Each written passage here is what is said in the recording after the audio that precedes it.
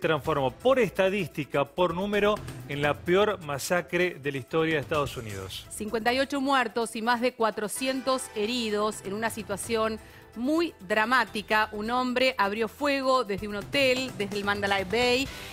Vamos a hablar y vamos a ampliar esta información porque estamos hablando de una situación que en su momento ISIS quiso adjudicársela después del gobierno de los Estados Unidos.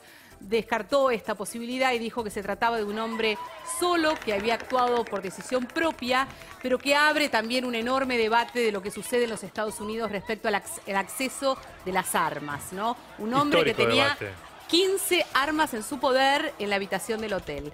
Bueno, estamos aquí con Inés Capdevila, con Jorge Rosales y con Irma Arguello para analizar esta situación y básicamente ver si tiene o no una posible solución, porque son hechos que se van repitiendo a lo largo del tiempo. Esto es permanente, Inés, ¿no? La cuestión de las armas en Estados Unidos, el acceso y estas matanzas. ¿Hay un enfoque nuevo hacia esto? No, el enfoque siempre se renueva el día después de las matanzas. Ya es casi una rutina bastante dolorosa para los norteamericanos. Después todo el mundo habla, después de las matanzas todo el mundo habla del control de armas. El debate de las armas. Se impone el debate en el Congreso, pero la misma facción de diputados y senadores que siempre dice que no, pone límites y el debate no avanza. A lo largo de los últimos 20 años han sido muy pocos los avances en el control de las armas y fundamentalmente en el acceso de armas, que es un tema que claramente acá hoy tuvo mucho que ver. Este hombre tenía entre 17 y 19 armas, entre ellas varias de asalto. Tenía rondas de municiones, algo así como 1000. Es descabellado que alguien pueda acceder a todas esas sin los controles de antecedentes. Hoy lo abre, ahora hay que ver cuánto sigue y sobre todo hay que plantearse la pregunta es, la National Rifle Association, la NRA, que es fuertísima en Estados Unidos, fue uno de los grandes donantes de campaña de Donald Trump. Claro. Donald Trump hoy no hizo ninguna mención, es muy curioso que no lo haya hecho, hay que ver hasta dónde llega el debate después de hoy. Efectivamente, y declaraciones por parte del presidente de Estados Unidos diciendo que esto generaba mucha consternación, hablando que él estaba rezando por la comunidad, pero de alguna manera dejando como cierta distancia entre los hechos y la decisión política, ¿no, Jorge? Sí, este es uno de los temas. Siguiendo lo que decía Inés, el debate por la tenencia, el uso de las armas, la prohibición de determinado tipo de armas, la venta entre personas civiles. Esto, si no hay una definición política de fondo, esto va a seguir. Hay 93 personas por día mueren en Estados Unidos a raíz de disparos de armas de fuego. Por supuesto, a nosotros nos conmueven estos hechos cuando son masivos, pero representan casi el 3% de los muertos en un año. Entonces, nos sacudimos cuando pasan estas cosas, pero todos los días, según una de las asociaciones de la Fundación Brady, James Brady era el vocero del presidente Reagan cuando fue baleado y fue él que quedó muy mal herido. Bueno, los familiares continuaron y tomaron la prohibición de la venta de armas, del uso de armas como una de las principales banderas de esta fundación. Da números que son escalofriantes. 33.000 personas por año mueren en Estados Unidos a raíz de los disparos. Con lo cual, estos hechos sacuden, conmueven, lo ponen en el centro, pero todos los días pasan estas cosas de manera aislada. Muy interesante este contexto para seguirlo. Enseguida te escuchamos, Irma, pero ahora tenemos una comunicación con Silvina Pais, argentina, que trabaja en Las Vegas y que justamente iba a participar de este evento de música country sobre el final. Silvina, ¿nos escuchás? Sí, hola, buenas tardes. Bien, ¿vos estabas yendo al lugar para trabajar? Sí, me estaba preparando, estaba a camino, ya casi llegando para estacionar mi auto bien adelante. Estaba manejando por Las Vegas Boulevard cuando, unos minutos después de la primera ráfaga de tiro, que hasta ese momento había mucha confusión de qué es lo que estaba pasando, porque yo, por ejemplo, dentro del auto lo único que vi cuando estaba llegando, más me estaba aproximando al lugar, era que había muchísimos autos de policía llegando. policías por todos lados. Pensé que era una rutina porque se estaba acercando el final del show y había mucha gente saliendo, que iba a salir mucha gente del show, pero después la gente bloqueó, podíamos continuar por Las Vegas Boulevard. Yo estaba yendo para el lado de Mandalay Bay, estaba a media cuadra del Mandalay Bay y fue todo muy rápido. Nos bloquearon el camino y después se empezaron a escuchar tiros de ametralladora. Fue una confusión grande porque no estaba entendiendo qué estaba pasando. Por un segundo me pasó la idea de un ataque terrorista también. Silvina. Empezamos a salir, sí. No, sí. Porque esto que estás relatando, en el contexto del festival de música, se relataba también que era confuso identificar que fueran realmente disparos, porque la música estaba en vivo, y entonces posiblemente esto inclusive hasta demoró la reacción de la gente para poder protegerse frente a esta ametralladora. Exactamente. Por un momento yo pensé que era rutina del fin del... Generalmente cuando hay shows grandes, hacen una suelta de fuegos artificiales al final. Pensé que eran fuegos artificiales, pensé que el show estaba terminando. Por un segundo uno piensa en la rutina, en el día a día de lo que uno vive en esta ciudad, entonces no me pareció nada fuera de lo normal, a no ser la cantidad extra de autos de policía que aparecieron así de la nada. Quiero sobresaltar una cosa, la acción de la policía fueron muy rápidos, el despliegue policial fue fantástico para protegernos.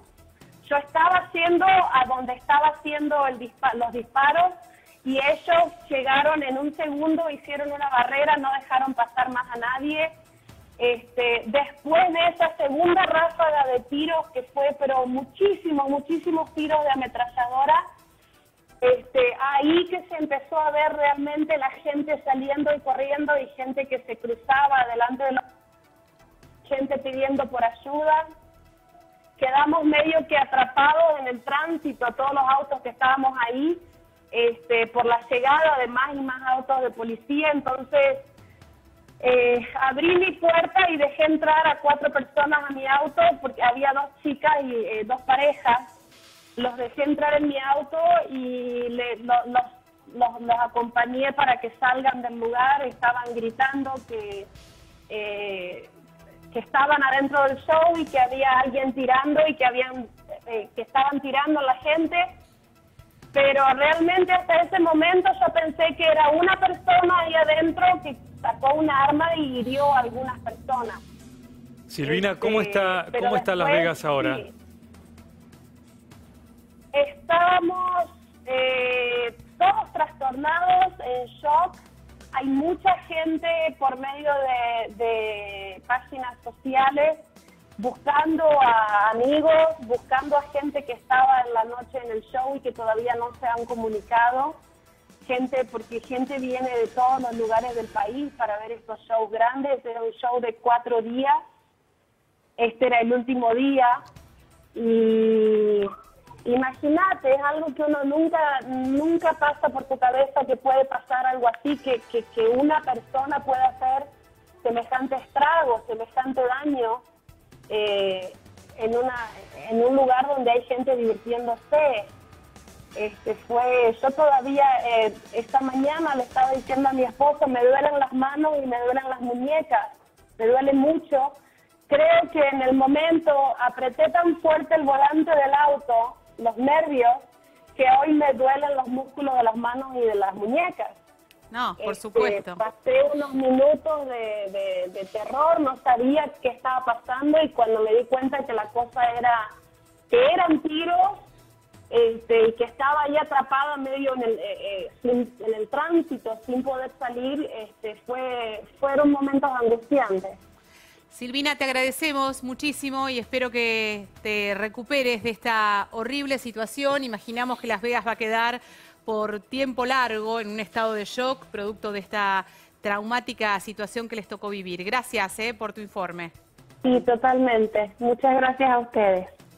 Buenas tardes. Ella decía, pensábamos que había una persona dentro del estadio tirando, lo que lo hace también una situación más imprevisible, el hecho de que haya una persona en piso 32 con un arma, porque claro, la defensa no saben hacia dónde ir, de dónde vienen los disparos, plena noche, ¿no? Imaginamos que inclusive hasta la escapatoria se hizo muy compleja. Eso suele suceder en todos.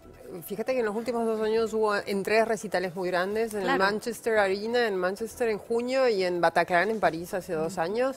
Sucede exactamente lo mismo. O sea, es tal el descontrol y la desorientación que no sabes de dónde vienen los atacantes. En Bataclan eran varios. En el Manchester Arena era uno que hizo estallar su carga explosiva en la entrada. Pero la gente va hacia todos lados. Eso es parte de la táctica terrorista. En este caso no podemos hablar todavía de terrorismo, doméstico al menos. Crear confusión para aumentar el miedo y sobre todo la cantidad de víctimas. Irma, ¿qué opciones hay sobre el manejo de armas de Estados Unidos? Bueno, mira, ante todo quisiera agregar un par de datos a lo que dijeron Inés y Jorge. En realidad en Estados Unidos hay más armas que habitantes en estos momentos, o sea, más de 300 millones de armas. Y se supone que hay 50 millones de propietarios de armas. Las opciones son complicadas porque, o sea, está la segunda enmienda de la Constitución, que es de allá lejos, de hace tiempo, desde el 1791, que es la que protege el derecho de los habitantes de Estados Unidos a tener armas de fuego. Entonces, eso ¿a qué ha llevado? Ha llevado a que cuando ha habido causas que han llegado a la Suprema Corte, la Suprema Corte ha fallado en contra del control de armas, y ha fallado a favor de ese derecho. Entonces, a través del tiempo, como bien han dicho, se ha intentado, o sea, reducir, o tratar de controlar.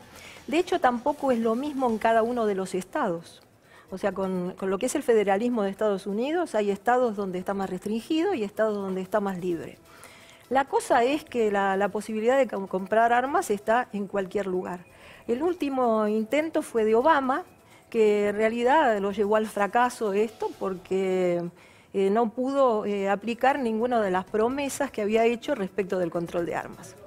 Otro párrafo quisiera decir respecto del discurso de Trump. El discurso de Trump, con sus condolencias respecto de las víctimas, pareció más un discurso de un predicador que de un presidente de los Estados Unidos. Entonces, al poner la responsabilidad de esto en el mal, como concepto, lo que está eludiendo también su responsabilidad como presidente de los Estados Unidos, porque está diciendo que esto ha sido un acto malévolo de alguna manera. El mal existe y hay actos malévolos en todos lados y en todo lugar y en todo país. ¿Qué es lo que pasa? Que una autoridad, una máxima autoridad como es el presidente Trump, lo que no puede plantear un discurso así sacando su responsabilidad afuera y planteando que es algo que de alguna manera lo está como avalando y no lo avala, pero sí lo asume. Irma, hacemos un punto ahí y escuchamos justamente la declaración del presidente de Estados Unidos, Donald Trump. We are joined together today in sadness, shock, and grief. Last night, a gunman opened fire on a large crowd at a country music concert in Las Vegas, Nevada. He brutally murdered more than 50 people and wounded hundreds more. It was an act of pure evil. Melania and I are praying for every American who has been hurt, wounded, or lost the ones they love so dearly in this terrible, terrible attack. We pray for the entire nation to find unity and peace, and we pray for the day when evil is banished and the innocent are safe from hatred and from fear. Irma, retomando este concepto, ¿cómo cae esto en la sociedad americana, no? Bueno, mira, acá hay que ver un poco la dialéctica de Trump en un contexto más amplio, ¿no? Si bien es cierto que masacres de este tipo, y como dijo Jorge, son el 3% alrededor de todas las muertes con armas de fuego en Estados Unidos, ocurren desde hace mucho tiempo, creo que el discurso de Trump en este momento es un discurso que de alguna manera dispara en aquellas personas que no son psíquicamente estables algún deseo como de hacer, digamos, justicia por mano propia o aplicar violencia contra o aplicar odio. Bueno, ya hubo algunos casos así. Exactamente. Hubo uno en una pizzería, no recuerdo bien en dónde, antes de las elecciones, un tipo que fue disparó contra una pizzería porque las noticias falsas diseminadas por la campaña Trump indicaban que en esa pizzería los demócratas estaban muriendo, vaya a saber uno qué complot, y el tipo hizo eso. Sí. Es cierto, hay mucho de eso.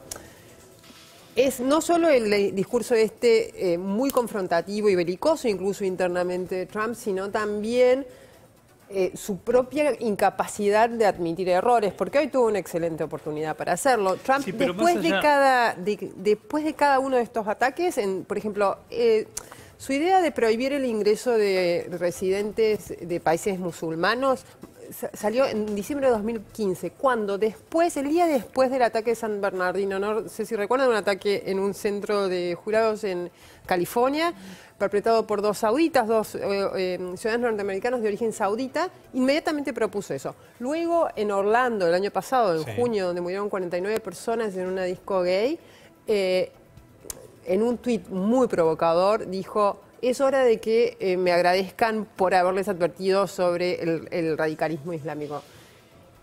Todo eso lo hizo después de estas matanzas. Hoy, cuando tenía la oportunidad de decir, bueno, tal vez es hora de unirnos y decir, superemos esto y hablemos de los problemas que nos golpean, no lo hizo. Ahora, evidentemente el tema de la aportación de armas es muy importante para los americanos, estadounidenses, porque hace un poco la esencia de la conquista del lejano oeste, en donde cada cual se defendía y llegaba a un territorio como quería y lo defendía a sangre y fuego. Esto está muy enraizado en ellos. Ahora, con Obama, con Trump, con otros pasó. Evidentemente en Estados Unidos hay un tema, con lo que contaba Jorge vos, con las armas, porque en otros países no pasa que un tipo mate 50, 60... Con las armas y con los controles, porque estamos hablando de una persona que no sabemos su estado mental, su estado psicológico en ese momento, alguien que toma las armas, que tenía en su poder 15.000 armas, evidentemente algún registro para eso tenía. Pero locos hay en todos los países. Pero por supuesto. Acá también tenemos locos, pero no pasa acá, por suerte. Por la Constitución, es una enmienda que le permite a la gente portar armas. Digamos, primero tiene el derecho de estar armado en defensa propia, y la mayoría de los estados permiten el uso y la aportación de armas a la vista. Con lo cual es probable, en Nevada es uno de los estados. Claro. Puede andar uno con un arma calzada en su cintura sin ningún problema. Pero acá hay gente que tiene armas de grueso calibre.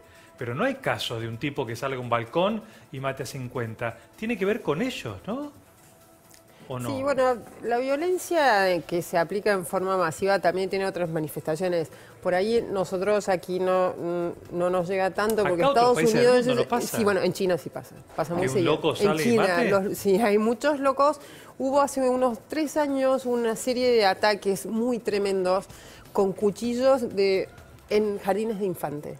Tremendo. Mataron varios chiquitos. No hubo la cantidad de muertes que hubo acá, pero sí fue como toda una oleada. Lo que pasa es que en China, obviamente, que este tipo de noticias que perjudican la imagen del país son bloqueadas, exactamente. En Estados Unidos todo se sabe inmediatamente, probablemente eso también. Sí, yo creo que hay un tema también probabilístico. A mayor cantidad de armas, o sea, desde luego que las personas que no están equilibradas mentalmente tienen el acceso.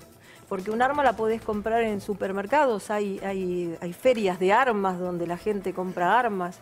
O sea, y no es necesario un registro. Y no es literalmente en un supermercado. Exactamente, sí, claro. Literalmente en un supermercado. Entonces, la abundancia de armas hace que no haya que hacer el menor esfuerzo para comprar.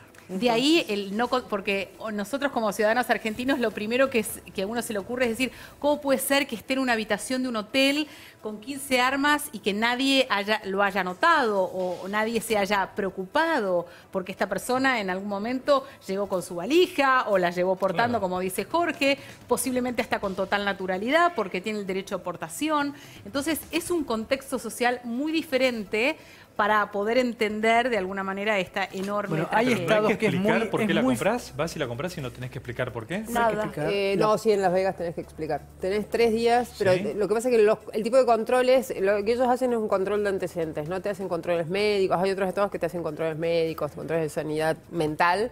Que sería básico, Pero ¿no? Digamos, para el tema. en Las Vegas, perdón, en Nevada, que es Las Vegas, tenés que explicar, pero es muy laxo el control. Son 72 horas que te hacen un chequeo liviano. No, es muy fuerte para quienes vivimos en una sociedad que no está acostumbrado a andar con armas en la calle, cruzarte con alguien portando un arma. A plena luz del día, un arma de las que un calibre 38, un calibre 45, armas de puño y también escopetas. Hay lugares donde se puede transportar escopetas. La prohibición y el gran debate es por el tipo de armas que se pueden vender y comprar.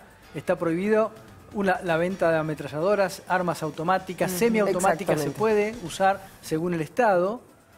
Y ahí el debate del arma que usó. Claro, ese es el punto. No hubiese matado tanto si otro habría sido el arma. Por ejemplo, Trump se opuso en el principio de la campaña, él se oponía a una prohibición sobre las armas de asalto, las armas automáticas, porque el nivel de matanza que conseguís con un arma automática no es el mismo que un arma común. Pero claro, como su campaña fue girando hacia la derecha cada vez más, porque él vio que había un electorado disponible ahí, esa parte de sus propuestas la fue borrando.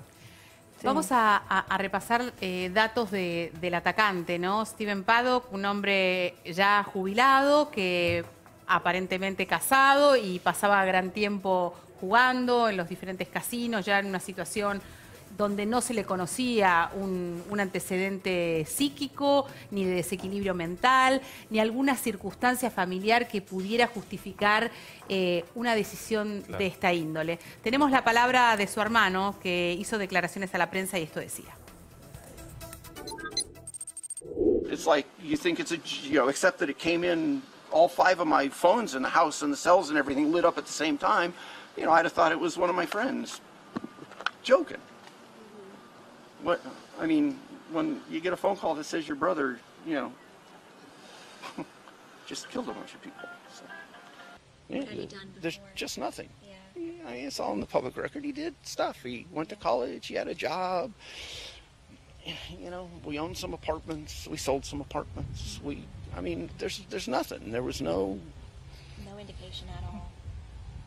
Nothing. That's what's so.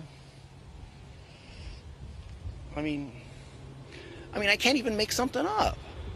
There's nothing. Once again, our condolences. I mean, could have been my kids at that show. We're shocked, horrified, completely dumbfounded about this. Bueno, bastante valiente, ¿no? El hecho de enfrentar a las cámaras y por ende a la sociedad norteamericana frente a una tragedia de esta índole, ¿no? Su hermano se suicida cuando se ve rodeado por la policía y él queda de alguna manera para dar la cara. En una historia familiar bastante particular, Muy ¿no? particular, sí, exactamente. Supuestamente el padre de Paddock tenía antecedentes por robo en bancos y también era uno de los más buscados del FBI local de la zona. Y también al parecer él mismo, el atacante, era un multimillonario inversor inmobiliario que vivía en una especie de barrio cerrado con golf, tenis y todos los amenities en Texas, no recuerdo bien en qué lugar.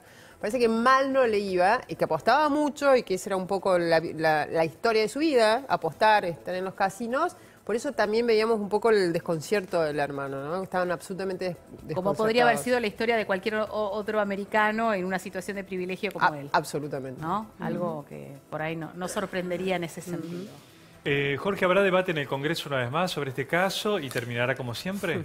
Seguramente ya hay pedidos en el Congreso, sobre todo los sectores, el Partido Demócrata y algunos liberales que están pidiendo un avance rápido sobre este tema, pero difícilmente yo creo que puedan pasar más allá de un debate público de Una catarsis y nada más. No sé, quizás puedan avanzar un poco más. Hay que ver ¿La cómo sociedad reacciona americana Trump. exige este debate Sí. o tampoco? Es curioso, porque sí, hace muy poco el New York Times hizo una encuesta que exponían a la gente a 29 medidas de control de armas.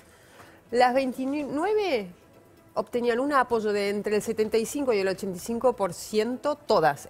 Incluso un apoyo que incluye a los republicanos. O sea, claramente acá hay ¿Apoyo a al control de armas, a un control de armas mucho más estricto. Hoy hay control de armas y tal vez puedan hablar más al detalle de eso que yo, pero no tan estricto. Más estricto es lo que esperaba la opinión pública. Ahí están los expertos que dicen eso. La opinión pública que dice hay que restringir el acceso a las armas, pero claramente hay un sector de la política norteamericana encabezada por el presidente Donald Trump que no está de acuerdo. Así es. Sí, yo creo que nada va a suceder después de esto. Va a ser uno de las masacres que ha habido a través de la historia de los Estados Unidos y que realmente no han podido revertir esa situación que verdaderamente es un karma que ellos tienen, porque en realidad ellos tienen el 35% de las masacres mundiales para el 5% de la población, lo cual es extremadamente sugestivo. Ahora, creo que el discurso de Trump no ayuda, de alguna manera, no es un discurso pacificador de la sociedad americana.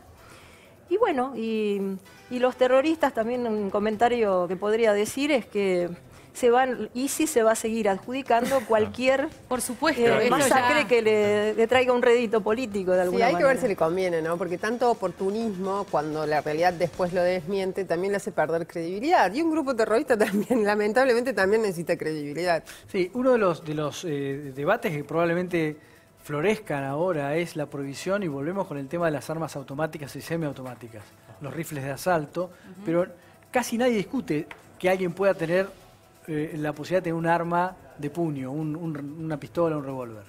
Eso no.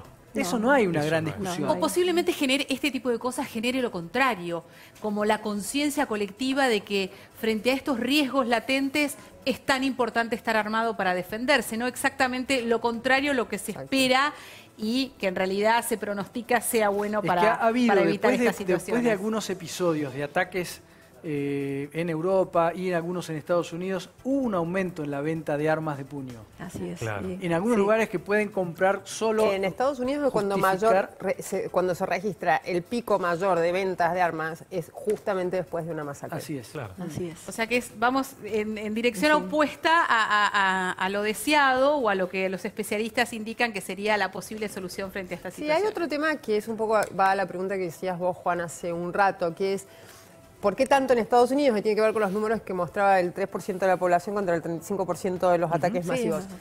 El tema de la salud mental. En Estados Unidos hay un tema gigantesco con quién provee, quién está a cargo del sistema de salud pública. ¿El Estado o el sector privado? La salud pública. En tanto y en cuanto tampoco solucionan ese tema, que es uno de los grandes temas, uno de los grandes dolores de cabeza de la presidencia de Donald Trump y fue el mayor éxito de la presidencia de Obama, tampoco este tema lo van a poder solucionar. Porque aparte no los encierran, no los hospitalizan, hay gente no los tratan, demente no en los las tratan calles. porque la salud mental es mayormente privada. Sí. Entonces, si vos tenés poco acceso para la gente a la salud mental o está muy reducido a una élite o a alguien que lo puede pagar, aquellos que además que no tienen un tratamiento y además tienen acceso a las armas, es un combo explosivo. Y además el fanatismo, ¿no? Yo estaba viendo números hoy. Un tercio ha bajado la cantidad de quienes tienen armas en Estados Unidos. El problema es que quienes tienen armas tienen un promedio de 8